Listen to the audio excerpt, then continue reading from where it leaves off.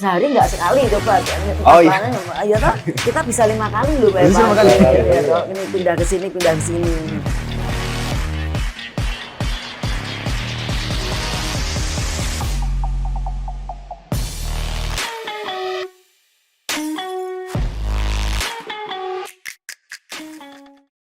Halo warga Jogja, kembali lagi bersama kami di podcast Opoyo, obrolan pajak orang Yogyakarta. Kali ini saya Hari Wayudo selaku host akan membawakan acara ini dengan tema terbaru pastinya. Namun sebelumnya kita kenalin dulu sama dua narasumber kita dari Komisi B DPRD Kota Yogyakarta. Yang pertama ada Ibu Ipung Purwandari. Halo Bu, selamat datang. Selamat datang, selamat pagi, assalamualaikum. Waalaikumsalam. Ibu ini berasal dari fraksi PDI Perjuangan, benar Bu? Ya? Betul ya. Dan ada di Dapil 3, benar Bu? Betul. Dan satu lagi ada Bapak Krisnadi Setiawan. Halo Pak. Halo, selamat pagi Sobat Pajak. Siap, mantap. Pak Krisnadi ini dari Gerindra Pak ya? Gerindra ya. Dan juga Dapilnya Dapil 3 juga Sama, Pak? Sama. Satu dapil kita. Mantap. Jadi teman-teman, dua narasumber tenis juga sudah hadir di episode sebelumnya. Kalau Ibu Ipung kemarin tuh bahas UMKM, benar ya Bu? Betul. Sama Pak Krisnadi bahas mitos dan pajak daerah. Ya, betul. Pak, ya. Nah, kali ini kita akan membawakan tema yang lebih spesifik. Apa itu? Itu adalah salah satu sumber penerimaan sebenarnya yang cukup lumayan bagi Kota Yogyakarta. Nah, itu berasal dari parkir. Parkir sendiri sebenarnya pemasukannya ada dua ya. Yang pertama itu dari pajak parkir dan juga retribusi parkir. Nah, teman-teman, DPRD sebagai representasi masyarakat juga sebenarnya akan kita kupas tuntas. Sebenarnya sejauh mana sih Pak penjalanan kebijakannya agar sektor parkir ini bisa lebih adil, tertib, dan juga berkontribusi nyata bagi pembangunan Jogja. Ya. Oke. Mungkin yang pertama saya ingin tanyakan dulu kepada Ibu Ipung. Bu, sebenarnya peran parkir ini sejauh mana sih Bu sebenarnya bagi kita ini di Kota Yogyakarta? Peran parkir kita itu sebenarnya sangat itu ya tinggi, walaupun Benar. ya memang tidak sebesar apa ya kayak pajak hotel juga pajak ya. reklame, tapi parkir kita ini memberikan kontribusi pajak yang sangat banyak. Kalau itu dikelola dengan benar, dengan baik yang ya Bu ya. pada saat ini memang parkir itu sendiri itu kan sebenarnya yang apa ya selalu berhubungan dengan masyarakat kita gitu, di mana parkir kita ini harusnya apa yang didapat itu Mas, banyak ya, tapi ternyata masih banyak kebocoran yang yang saat ini dihadapi oleh Pemkot, dan ini Pemkot, harus ada solusinya. Benar, dalam hal ini ya harus pengawasannya ya dalam hal koyo bayar parkirnya itu harus pakai dengan digitalisasi sekarang seperti itu. Jadi harapan kita pemerintah mau semakin pengawasannya itu semakin diperketat. Ya, karena bagaimanapun parkir ini akan memberikan kontribusi yang sangat luar biasa pada Pemkot ini. Kalau emang benar-benar ini kebocoran ini ditutup, ditambal hingga rapat seperti itu, Mas. Benar. Yang pastinya juga pengawasan itu sangat sulit ya Bu ya. Sebenarnya kan kita juga sudah berupaya melakukan pengawasan tersebut. Nah, kalau untuk Bapak Krisnadi ini Pak, Pak, kalau dari pengawasan DPRD itu sebenarnya kondisi parkir lapangan itu sebenarnya yang perlu diperbaiki itu apa Pak? Masalah ketertibannya atau mungkin kita harus lebih melirik ke pendapatan yang masuknya Pak gitu? Ya, jadi kalau menurut hemat saya, parkir itu ada dua fungsi ya. Satu pertama memang fungsi pendapatan daerah, yang kedua juga fungsi pengaturan pengelolaan kendaraan bermotor di Kota Jogja. Artinya ada pengendalian, ada kemudian tata kelola manajemen lalu lintas, sehingga kemudian parkir itu tidak semata-mata pendapatan, tapi juga bagian dari manajemen lalu lintas kota. Karena memang meskipun kita ngomongi di luar pendapatan ya Pak ya, kalau nggak ada parkir kan pasti bakal rusuh Pak ya. Gitu ya. Bagaimana nanti kalau wisatawan datang kan, wah ini Kota Jogja masa gini sih parkirnya gitu dong Pak, ya kan. Jadi memang selain ketertiban juga itu berkaitan langsung dengan penerimaan ya Pak ya. Ya. Oke, kalau begitu sebenarnya dari parkir tadi kan ada 2 Pak, ada retribusi parkir dan juga ada pajak parkir. Nah, mungkin saya ke Ibu Pung dulu, Bu. Sebenarnya perbedaannya itu gimana sih Bu, retribusi parkir dan pajak parkir Bu? Retribusi parkir itu adalah tempat parkir yang dikelola oleh pemerintah daerah. Daerah. Dalam hal ini yang mengampu itulah Dinas Perhubungan. Oh, gitu, seperti benar. Itu. Seperti contohnya parkir di tepi jalan, seperti itu. Sedangkan pajak parkir itu ada pengelolanya ada di swasta.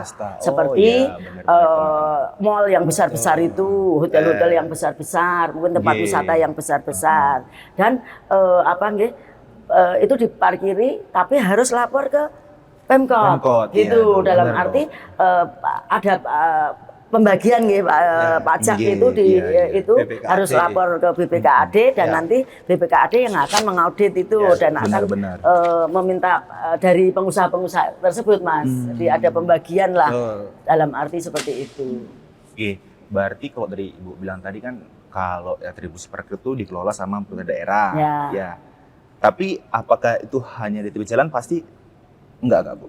Tidak ya Bu ya? Ada tempat-tempat tertentu yang dikelola oleh tempat khusus parkir seperti Ngabean. Parkir Ngabean. Ya, Senopati, ya Mas Res ya, seperti itu. Jadi itu yang punyanya pemerintah, dikelola oleh pemerintah itu, seperti itu.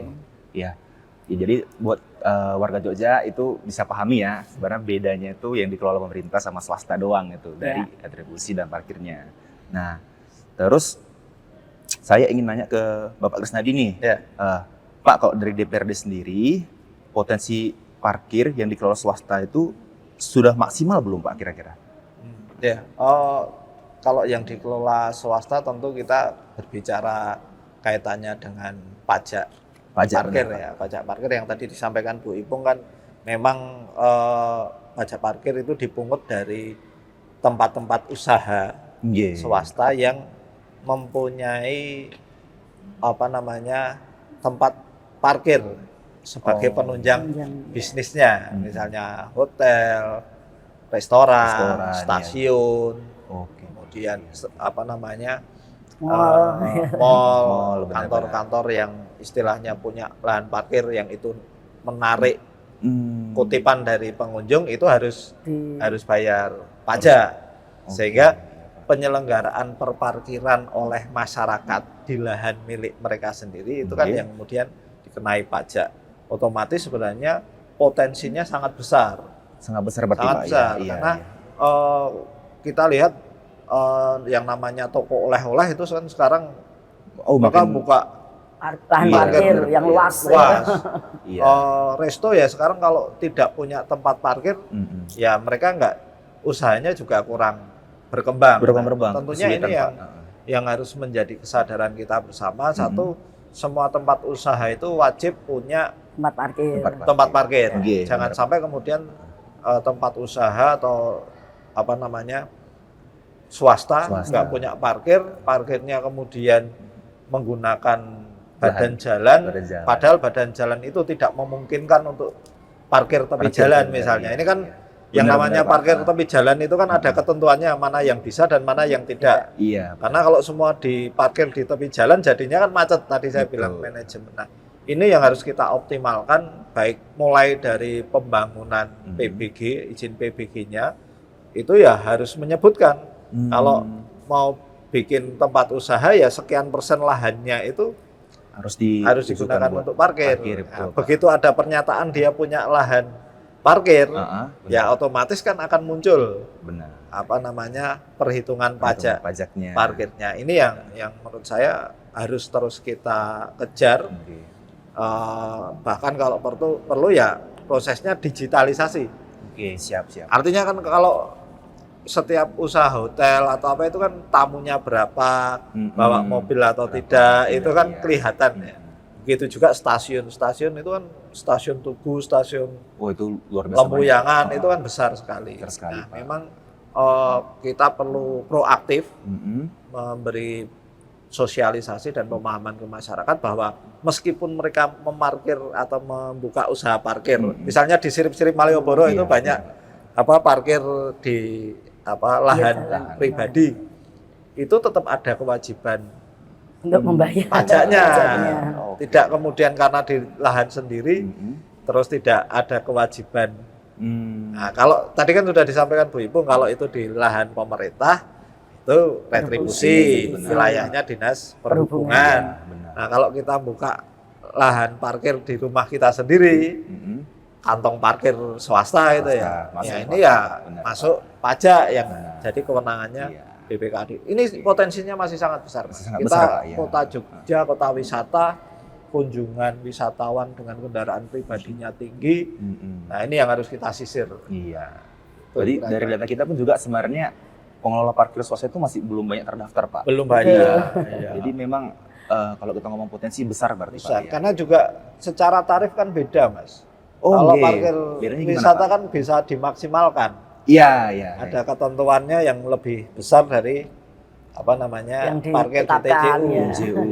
Kalau kita ke mall aja mau parkir VIP atau parkir biasa itu kan beda Pak.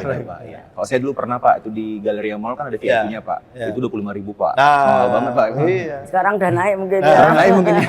Kalau di tepi jalan umum kan maksimal hanya 5.000 atau 10.000. Iya, 5.000 atau 10.000 benar Pak. Progresif kan ya nggak seberapa. Tapi kalau di Galleria Mall begitu masuk sudah atau di Malioboro Mall itu begitu keluar angkanya gitu. Betul Pak.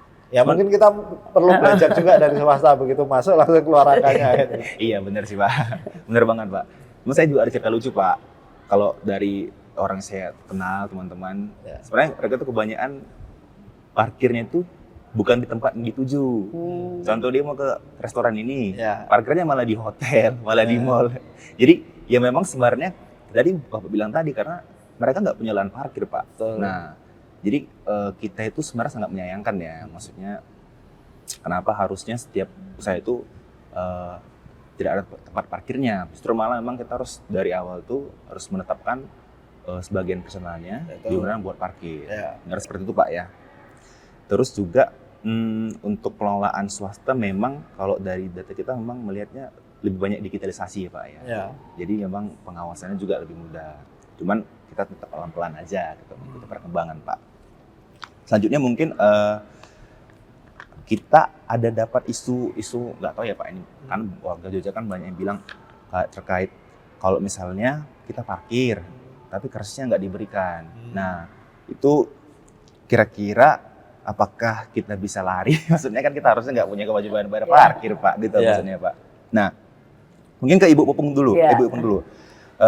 Kalau misalnya kita nggak dikasih karcis Bu, itu kira-kira kita bisa asumsikan gratis nggak Bu? Mas, sering terjadi seperti itu. Kita parkir nggak dikasih, nggak dikasih nggak dikasih tiketnya, tapi kita tetap harus bayar. Itu mungkin yang dikatakan istilahnya parkir gratis itu ya seperti makanya di situ perlunya pengawasan, perlunya kita juru parkir yang sudah ada izinnya, ada sertifikasinya, dan pembayarannya ya harus melalui tadi digitalisasi, karena emang kalau kita bayar tapi tidak dikasih karcis itu tadi kan otomatis tidak masuk ke BPKAD, kan? Makanya itu yang dikatakan parkir gratis, walaupun kita bayar Mas, kita tetap bayar, mungkin malah lebih mahal Mas kalau tidak pakai karcis itu mungkin kita ditutup istilahnya seperti itu. Kan banyak sekarang parkir yang di pinggir jalan tidak pakai karcis. Itu kalau Teranggulan lah, itu mau ke Teranggulan ke mana Mas? Sekarang yang di teras Malioboro, bukan di teras Malioboro 2 yang itu Ketandan. Ketandan, maksudnya di Ketandan coba masih parkir di situ. Nanti parkirnya berapa dilihat, itu kan lebih mahal dan tidak dikarcis. Kasih tiket lah seperti itu masih banyak sekali, makanya potensi-potensi itu yang harus digali oleh pemerintah kota. Bagaimana biar parkir itu semua masuk ke BPKAD, jadi tidak ada yang bocor seperti itu, yang dikatakan parkir gratis tadi, gratis tapi bayar itu, dan itunya tidak masuk ke BPKAD, uangnya siluman istilahnya masuk kemana saya nggak tahu seperti itu. Itu perlunya pengawasan yang ketat Mas, seperti itu. Siap. Saya juga sedikit cerita Bu ya. Saya kan juga beberapa kali sebenarnya parkir di daerah Malioboro ataupun mungkin di sekitar wilayah XT Square Bu. Ya. Nah, sebenarnya kalau kita bayar itu mereka nggak ngasih Bu. Cuman kalau saya minta dikasih. Oh gitu. Nah, itu lucunya Bu. Jadi mereka itu nggak menganggap itu sebagai kewajiban ngasih karcisnya. Berarti kebocoran itu kebocoran, yang banyak. Makanya sebenarnya Kota Yogyakarta itu ya dari parkir swasta kan hampir masuk setiap tahun itu 3 sampai 4 M. Yang dari jalan 800 kalau nggak salah sampai 1 M ya toh. Sampai M itu juga tuh bisa berlipat-lipat ya toh Mas, bisa 2 kali lipat mungkin kalau parkir ini benar-benar dikelola dengan benar gitu loh Mas, seperti itu. Iya ya. Jadi memang warga Jogja sekalian kalau bisa kita memang lebih lirik lagi lah terkait gitu ya kan. Minta sebenarnya teman-teman mau parkir minta aja karcis parkirnya Karcis gitu. parkirnya, betul. Biar lebih jelas gitu kan arahnya kemana. Nah, terus saya ingin nanya ke Pak Krisnadi, Pak, kalau Pemkot ini kan sebenarnya udah beberapa tahun ini sedang dicoba Pak untuk digitalisasi parkir, khususnya menggunakan QRIS. Dan juga anak muda sekarang kan sebenarnya kebanyakan nggak megang cash Pak, masalah mereka Pak. Saya juga sih Pak. Kira-kira sebenarnya tantangannya gimana ya Pak kalau misalnya kita menerapkan sistem digitalisasi itu Pak? Ya sebenarnya kan lebih pada peningkatan SDM di lapangan ya. Artinya banyak juru parkir kita itu kan memang dalam konteks sumber daya manusia itu kan memang perlu ada peningkatan kapasitas. Artinya gini, bukan masalah pendidikannya rendah atau tidak, tapi memang kebiasaan digitalisasi itu kan sekarang baru di konteks apa namanya UMKM. Yang UMKM. Diparkir itu kan baru di gedung-gedung parkir. Sedangkan di masyarakat ini yang kemudian sebenarnya pakai kris itu sudah sangat terbiasa. Masyarakat. Hanya kan banyak, Pak. Bagi pekerja parkir ini kan harus kita yakinkan bahwa penggunaan kris itu akan justru meningkatkan pendapatan mereka, juga menambah akuntabilitas bagi pendapatan daerah. Ini yang sebenarnya perlu kita sampaikan. Karena gini juga, kan apa ya, istilahnya kalau di bawah parkir itu kan bisnisnya orang kecil. Bisnisnya orang kecil itu lebih pada bentuk uang cash. Karena mereka cepat dapat, cepat digunakan. Nah, ketika kemudian digitalisasi tarif parkir ini kan pendapatannya masuk ke bank dulu ini. Benar Pak. Nah, ini yang seringkali masyarakat masih merasa apa namanya kesulitan kalau kemudian harus wirawiri ke bank segala macam, duit pulang nggak bawa uang. Nah, ini kan yang harus ngambil dulu. Banyak juru parkir kita yang orang-orang yang sudah lanjut sepuh, yang sudah sepuh ini yang kesulitan di situ. Kalau yang masih muda saya kira masih bisa kita edukasi ya, tapi yang sepuh-sepuh ini yang agak sulit. Bisa jadi mereka akan secara mobility-nya kesulitan. Tapi saya kira kemarin launching di Bank Indonesia bahkan 150 juru parkir apa ya. Itu sudah menggunakan barcode, kris. Ini yang saya kira capaian yang signifikan. Tinggal kan kemudian nanti kita lihat, kita evaluasi apakah secara pendapatan itu signifikan untuk meningkat atau tidak Pak. Justru menurun. Nah, ini kan yang harus kita evaluasi nanti. Baru belum ada sebulan ini. Launching di Bank Indonesia Senopati. Tapi memang yang paling sulit itu disosialisasi ke masyarakatnya Pak ya. Apalagi untuk pengenalan terkait QRIS-nya gitu ya Pak ya. Karena maaf Mas, repotnya di jalan itu kan tanda petik banyak sumbangan. Nah, sumbangan ini kan juga nggak bisa istilahnya dibayar pakai kris gitu. Iya benar Pak, Pak. Kan harusnya ini Pak ya. Sumbangan harian itu kan misalnya ya ada yang pemangku wilayah, ada yang dia terlibat langsung dalam stakeholdernya parkir itu, apakah tukang sapunya atau apa. Mereka ini kan masih sering dibayar dengan cash gitu. Kalau semua pendapatannya di kris, kemudian juru parkirnya nggak pegang uang cash juga, iya, kan betul, agak repot. Ini yang saya kira juga perlu kita pikirkan. Iya. Jadi tidak hanya sekedar juru parkirnya saja, tapi ekosistem di seputaran ya, itu, Pak, objek parkir itu juga harus kita digitalisasikan. Benar-benar Kan gitu. Misalnya mereka makan di warung makan, ya warung makannya ini ya kalau bisa juga digreskan juga. Karena kan ketika mereka makan masih bayar uang cash, sedangkan pendapatan mereka masuk ke rekening semua. Nah, iya. ini kan ya. Ini yang saya kira digitalisasi oke, hanya penerapannya di level bawah pelaksana itu memang tidak mudah, sederhana karena merubah mindset dan adat istiadat. Benar. Tapi mungkin saya kalau boleh berpendapat seperti ini sih Pak ya, kita tuh kalau bisa tetap memaksimalkan orang-orang lama itu Pak, orang-orang sepuh yang memang dulu bertugas sebagai penjaga parkir di sana, daripada kita itu mencari orang baru loh Pak maksudnya. Saya lebih setuju seperti itu, kan juga kita memanusiakan manusia Pak ya. Meskipun tetap ada tantangan, tapi kita tetap harus berusaha ya Pak ya. Benar. Nah, terus kemarin tuh sepertinya saya juga melihat-lihat ada isu atau sana parkir gratis. Nah, itu benar nggak itu Bu? Ibu gimana Bu? Menurut saya belum ada Bu. Perda Perwal di DIY ini yang anukan parkir gratis, nggak ada. Bu, ya. Tapi cuma mengatur berapa besarannya parkir, di mana parkir itu wilayah titik-titik parkir itu berada seperti itu. Jadi ada bilang parkir gratis itu kok yo nggak mustahil ya Mas yo. Itu kan itu tadi parkir gratis.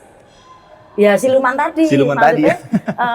Harusnya dikasih tiket, tapi tidak dikasih tiket, tapi kita membayar kepada mereka. Itu namanya siluman, karena belum ada Perda dan Perwal di DIY ini yang mengatakan ada parkir gratis. Karena cuma mungkin di situ pengaturannya berapa besar restribusinya, tarifnya itu, dan di mana letak-letak titik-titik parkir seperti itu yang mungkin yang diatur seperti itu. Makanya harapan saya ya itu tadi, tetap harus di era digitalisasi, walaupun Mas Kris tadi mengatakan itu susah ya di bawah. Tapi kalau kita bilang susah terus akan ada kebocoran-kebocoran yang terjadi. Benar, Bu. Dan harapan saya ya memang harus digitalisasi, ya harus dilakukan semuanya. Saya seperti itu Mas.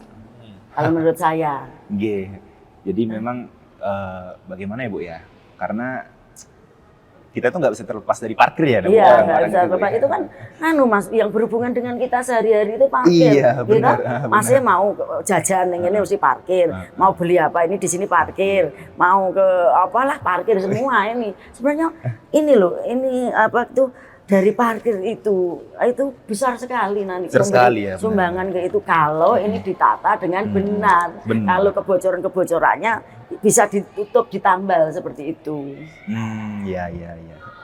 Tapi mungkin memang saya melihat ya, mungkin pertanyaan pribadi buat Ibu sama Bapak ya.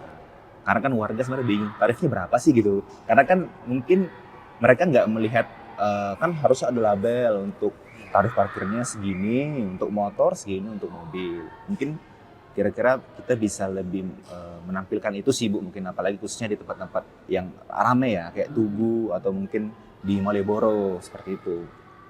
Karena nanti mereka bisa adu mulut Bu. Iya. Wah ini di sini, di sana saya bayarnya segini, tapi kalau di sini kok segini gitu loh maksudnya Bu. Nah nanti kita juga berupaya lah untuk tetap memberikan informasi yang transparan untuk mereka masyarakat dan juga turis-turis yang datang ke Kota Jogja. Nah, saya ingin nanya lagi ke Pak Kris Nadi ini, Pak, bagaimana sih sebenarnya kita itu bisa memastikan uang dari pajak parkir dan retribusi itu benar-benar kembali ke masyarakat, Pak? Nah, mungkin bisa dalam bentuk fasilitas atau mungkin dalam bentuk hal lain, Pak. Oke.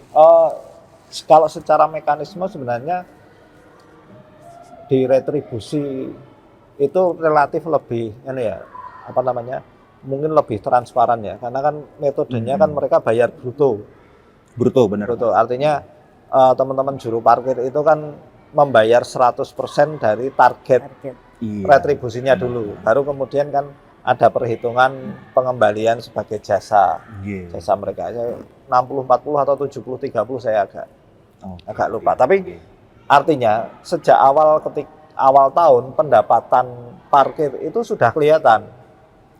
Artinya karena teman-teman juru parkir kan udah bayar 100% kan itu. Hanya kan kemudian yang mungkin tetap harus kita evaluasi. Misalnya gini, seorang juru parkir itu punya area parkir katakanlah 50 SRP, satuan ruang parkir. Nah, itu 50 itu satu kali parkir atau 50 itu dalam jangka waktu sekian. Sekian jam, misalnya dalam waktu 8 jam.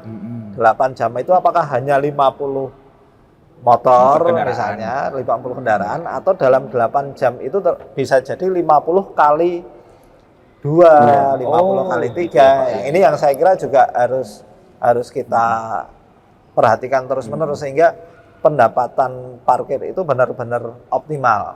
Tapi kalau dari mekanisme pembayarannya masuk ke kas daerah, saya kira sudah bagus. Mereka harus bayar dulu 100%. Artinya kalau masnya parkir nggak pakai karcis, itu nggak masalah bagi pendapatan daerah karena mereka sudah bayar duluan. Hanya persoalannya adalah itu tadi jumlah SRP-nya itu apakah benar-benar optimal? Apakah 100% itu mencerminkan optimal potensi parkirnya di lapangan ya, atau 100% itu masih ya katakanlah 80 atau 60% dari real, kan gitu. Benar-benar Pak. Nah ini yang saya kira nanti teman-teman di Dinas Perhubungan juga perlu meningkatkan pengawasannya Pak, dan juga teman-teman juru parkir kan juga mungkin mereka juga harus transparan apakah dalam modal usahanya itu masih ada biaya-biaya yang dia misalnya katakanlah tombok kan itu. Bisa jadi 100% itu dia juga memang tombok bener. Iya, bisa aja Pak. Ya karena kan sekarang misalnya gini, Jalan Solo ya yang depan Gardena yang dulu primadona parkir. Motor mobil saking penuhnya. Seiring dengan turunnya bisnis pertokoan itu juga berdampak pada menurunnya pendapatan tukang parkir. Jadi ketika mereka sudah bayar 100%, tapi ternyata pendapatan real mereka turun. Nah ini kan mereka juga sulit, juga rugi Mas. Harus ngeluarin uang lagi Pak. Ada tempat yang dihitung SRP-nya rendah, tapi karena kemudian ada bisnis baru, misalnya kuliner apa viral ya Pak ya. Dia mungkin bayarnya katakanlah 50 SRP katakan. Tapi karena ada tren kuliner ini penerimaannya bisa 3 kali lipat. Pesat ya Pak ya. Pesat, tapi kan dia cuma bayarnya hanya 50%. Sedangkan tempat yang dulu rame, yang dia sudah bayar 100%, ternyata sekarang turun bisa jadi hanya 50% pendapatannya. Artinya ada dinamika dalam apa namanya pendapatan parkir baik di retribusi maupun pajak. Pajak juga seperti itu. Dulu ada mall yang rame, ya, tapi sekarang ada juga mall yang sepi. Otomatis karena kalau pajak kan masih pernyataan pernyataan sendiri, jadi perhitungannya kan wajib pajak membuat pernyataan kan itu. Tidak seperti model retribusi yang harus bayar dulu 100%. Nah, ini yang saya kira kita juga harus memperhatikan dinamika parkir itu sehingga kemudian juga bagaimana mengembalikan ke masyarakat. Saya contoh misalnya gini, sudah hampir sejak tahun 2022 itu ya, Dinas Perhubungan itu merencanakan akan ada mobil derek. Tapi gagal terus. Padahal mobil derek ini penting, salah satunya adalah untuk mengoptimalkan pendapatan ini tadi. Artinya daerah-daerah yang larangan itu kan harus ada penegakan hukumnya, sehingga warga tidak parkir di lokasi larangan.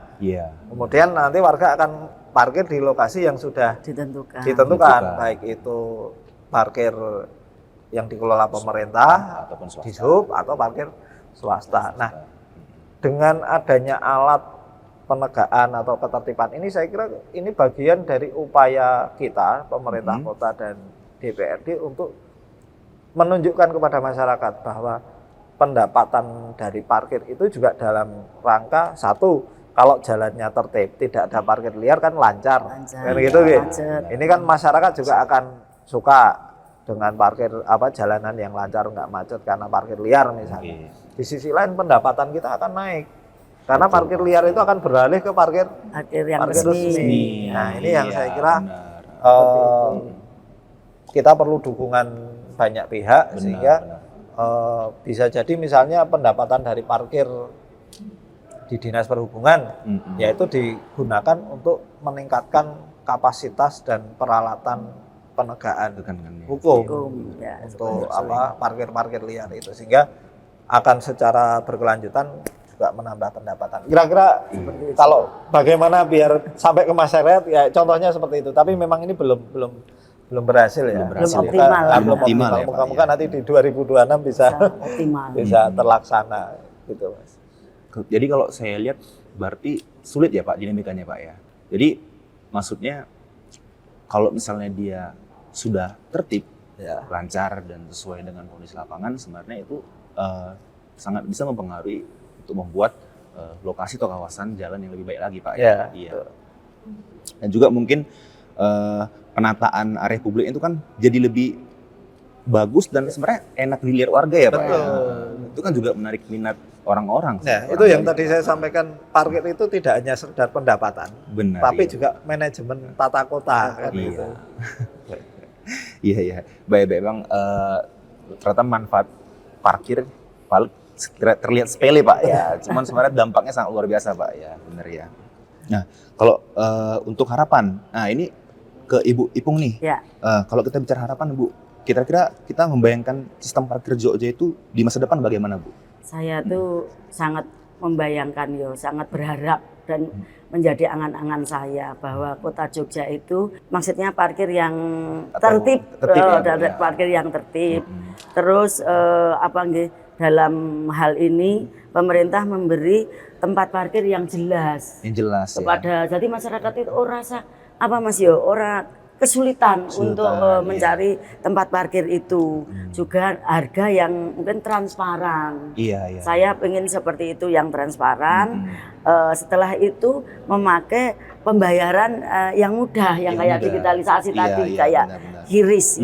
Bagaimanapun nanti dari pendapatan parkir itu kan nanti ruang publik kita itu menjadi lebih indah karena dari hasil parkir tadi kan dikembalikan lagi ke masyarakat untuk fasilitas-fasilitas keindahan di kota Yogyakarta ini Mas. Dan harapan saya yaitu tadi pemerintah juga semakin memberikan edukasi kepada masyarakat untuk mendapatkan parkir yang mudah dengan harga yang tidak terlalu mahal, mungkin juga dengan itu tadi transparan, dalam arti ini semua pihak harus terlibat dalam itu, ya masyarakat, ya pemerintah, juga Dewan sendiri harus bersatu bagaimana menciptakan Jogja ini menjadi kawasan parkir yang mudah, tidak mahal, tapi dengan pembayaran tadi yang kayak digitalisasi, pokoknya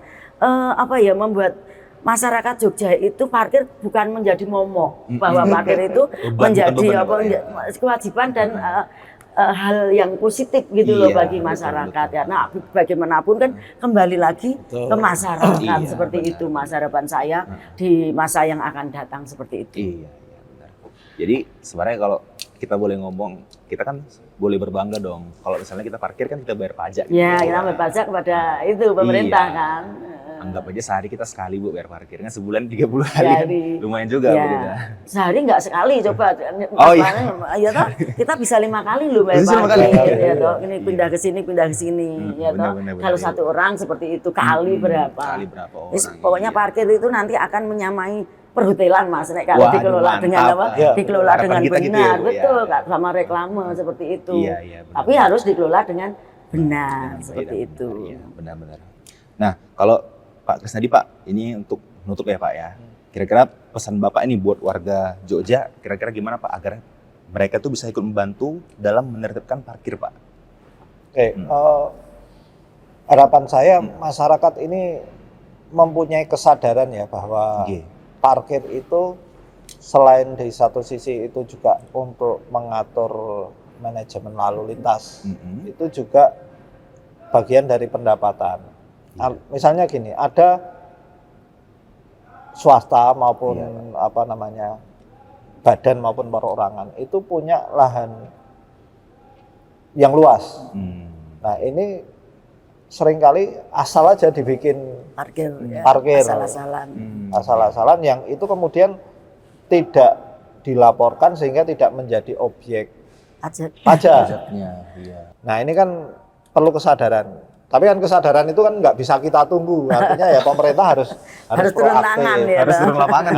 Yang kedua kaitannya dengan event-event insidental. Misalnya sepak bola di Mandala atau kemudian kalau di kampung-kampung misalnya ada sekarang yang tren itu Sunmore misalnya. Nah, ini kan menimbulkan timbulan parkir yang banyak, parkir insidental. Sebenarnya di Perda Parkir kita itu sudah diatur bahwa parkir insidental itu kewenangannya kewilayahan. Kewilayahan kan dalam hal ini Kemantren. Nah, tentunya kan Kemantren juga harus berbicara dengan masyarakat penyelenggara event agar dalam konteks event yang itu menimbulkan kegiatan perparkiran, itu ada kewajiban yang harus dibayarkan kan itu. Nah, hanya ini yang belum jalan ini parkir insidental di wilayah ini belum jalan. Sehingga kembali harapan saya masyarakat yang itu menyelenggarakan atau kemudian di wilayahnya ada event yang itu menimbulkan kegiatan parkir yang signifikan. Misalnya Mandala Krida itu kan kalau pas sepak bola penuh full itu. Penuh banget Pak. Bikin macet segala macam. Nah, itu sebenarnya ada kewajiban baik retribusinya maupun pajak parkirnya. Begitu juga kalau masyarakat bikin Sunmore, itu juga ada kewajiban retribusi maupun pajaknya. Ini yang harapan saya masyarakat semakin memahami bahwa ada kewajiban yang harus dibayar ke pemerintah sebagai bagian dari upaya pemerataan pembangunan. Artinya kalau masyarakat itu terkena dampak macet-macetan itu ya nggak apa-apa, wong itu nanti juga masuk PAD. Ya ini kan orang kan juga ikhlas macet 1-2 menit kan ikhlas. Tapi kalau sudah macet kemudian ternyata nggak masuk ke kas daerah. Nah ini kan orang akan ngedumel dan yang pelakunya kan jadi dolim itu. Ya kira-kira itu Mas. Iya. Jadi memang kalau kita mengharapkan parkir yang baik dan benar itu memang harus dari semua pihak itu ini ya Pak ya, ikut serta ya, bergerak ya Pak ya. Apalagi kan kita ngomong Jogja Pak, Jogja ini cukup banyak Pak acara-acara event konser gitu loh Pak. Jadi memang kegiatan parkir tuh pasti bisa aja selalu ada rame Pak gitu Pak. Nah, jadi teman-teman sudah banyak nih pertanyaan-pertanyaan dan juga jawaban-jawaban yang hebat dari kedua narasumber kita. Jadi intinya sebenarnya kalau kita ngomongin parkir sebagai salah satu sumber pemasukan untuk Kota Jogja, kita itu bukan cuma ngomongin tentang bagaimana kita bisa tertib, bagaimana kita bisa nyaman di parkirnya atau mungkin membayar dengan jelas. Itu semua bakal berhubungan. Jadi dari sekitar bayar parkir, kita tuh sekalian menjaga ketertiban, sekalian tuh menambah pendapatan Kota Jogja dan nanti berimplikasi pada semakin ramainya Kota Jogja ini oleh banyaknya orang-orang yang berliburan, yang wisatawan. Nah, otomatis ekonomi kan juga bergerak ya Pak ya. Otomatis juga nanti pendapatan ke Kota Jogja juga makin banyak. Jadi warga Jogja sekalian, kita ayo sama-sama sadar akan parkir ini, ayo kita tertib, ayo kita bayar sesuai aturan yang ada. Mungkin itu saja untuk episode podcast kali ini. Terima kasih kepada Ibu Ipung dan juga Pak Krisnadi karena telah menemani sebagai narasumber. Dari saya, Hari Wayudo, selaku host, izin pamit dan undur diri. Sampai jumpa di episode selanjutnya. Terima kasih. Matur suwun.